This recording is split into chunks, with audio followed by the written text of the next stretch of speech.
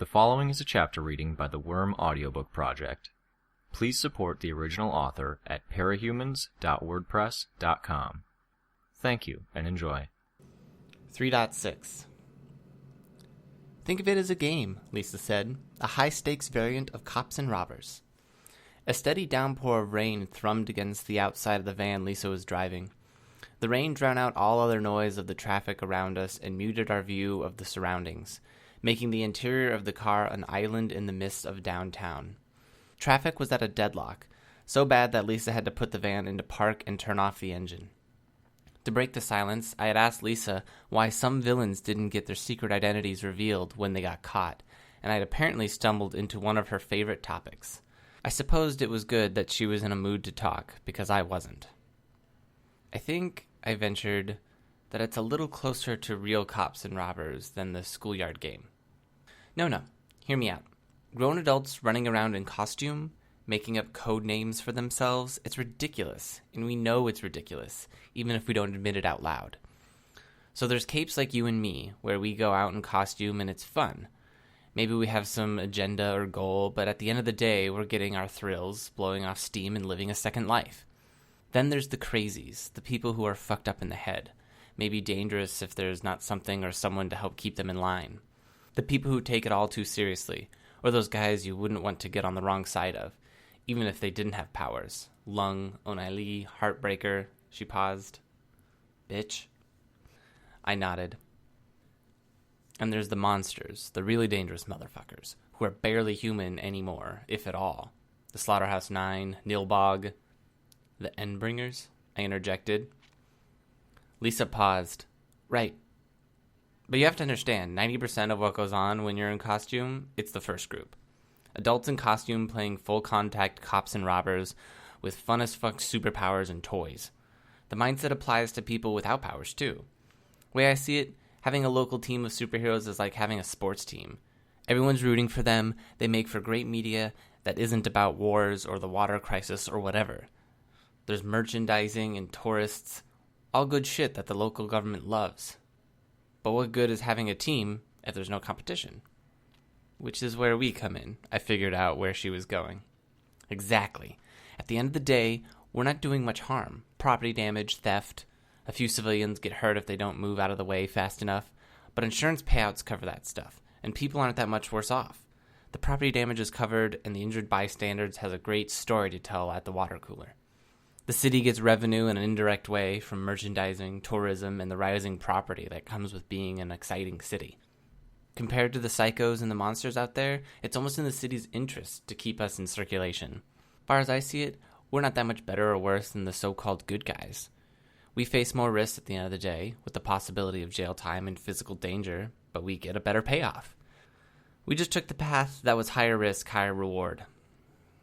I'm not sure, I said carefully, that I buy all that. No?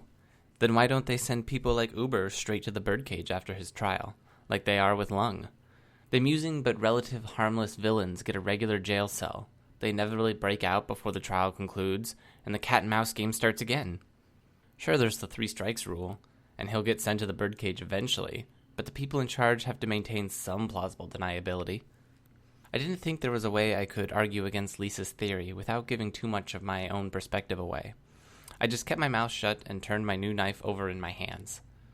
Direct from our anonymous boss, it supported a blade a little over 6 inches long and a textured handle with 3 symmetrical indents on each side for a grip. According to Lisa, it was strong enough to be used as a miniature crowbar, if I had a mind to it. My extendable combat baton was tucked away in the panel of my armor where I kept my pepper spray. But the real evidence to my cops and robbers theory, Lisa continued, is the reaction you see when someone crosses the line. You've heard about it happening. Someone finds out another Cape's secret identity, goes after the Cape's family, or Cape wins a fight and decides his downed opponent isn't in a state to say no if he's feeling lusty. Word gets around and the Cape community goes after the fucker, protecting the status quo, keeping the game aloft. Bitter enemies call a truce, everyone bands together, favors get called in, and everyone does their damnedest to put the asshole down. Like we do with the Endbringers, I said. I sheathed my knife. Holy fuck, Lisa said, slapping the side of the steering wheel with her hands. I think if the van had been moving, she would have hit the brakes for emphasis. Traffic was starting to move, though, so she started the car up and put it into gear. Twice? You bring up the Endbringers in as many minutes? You're being morbid. What's going on? I stared out the window at downtown Brockton Bay. Hundreds of people with umbrellas and raincoats. A few intrepid individuals bolting down the street with a briefcase or newspaper over their head to ward off the downpour as they made their way to or from their work or their lunch hours. It was hard to talk to Lisa, as much as I liked her as a person. I felt like I was walking on eggshells.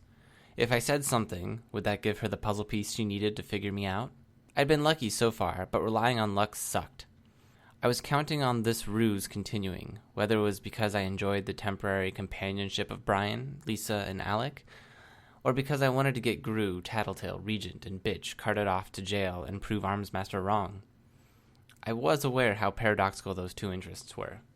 But right now, maybe for the first time since Bitch had set her dogs on me, I felt painfully out of place in the group dynamic.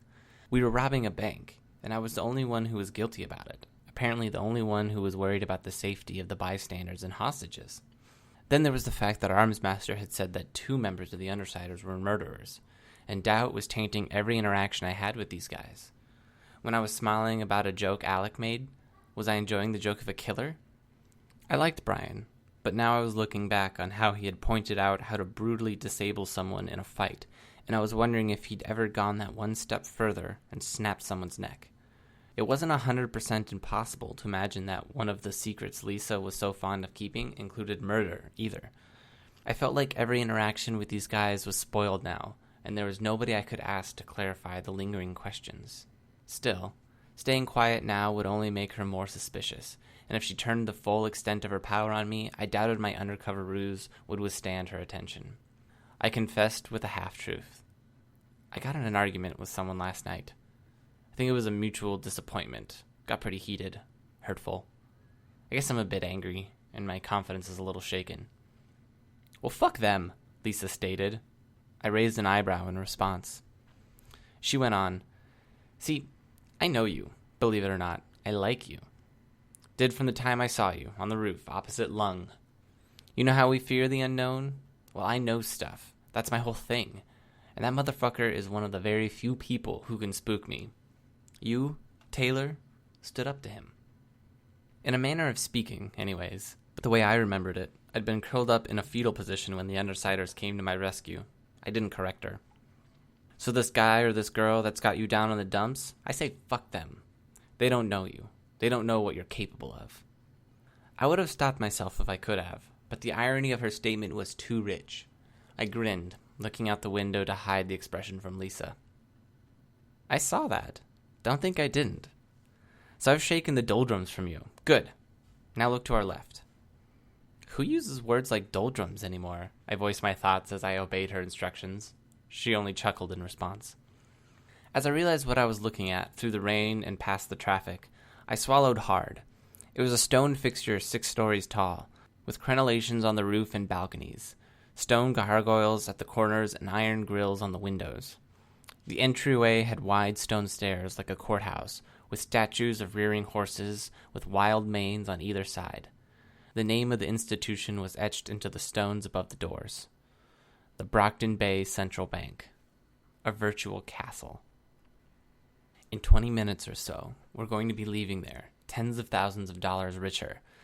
The adrenaline rush of victory pumping through our veins. Lisa's voice was barely above a whisper. Now tell me, can you visualize that? Not really. Yes, I tried. Liar, she said. Then she winked at me. It's okay. An hour from now, you'll be rolling in money and laughing about how pessimistic you were. Promise. Lisa pulled the van around to circle the block, then pulled into an employee parking lot behind a restaurant.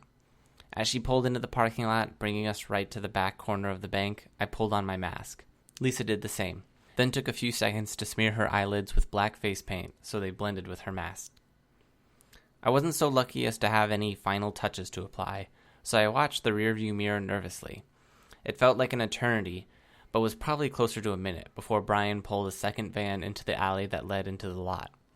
He parked his van halfway down the alley, blocking anyone else from coming through. As I opened the car door and hopped out into the pouring rain, I managed to say the words without choking on them. Let's go rob a bank. Lisa grinned.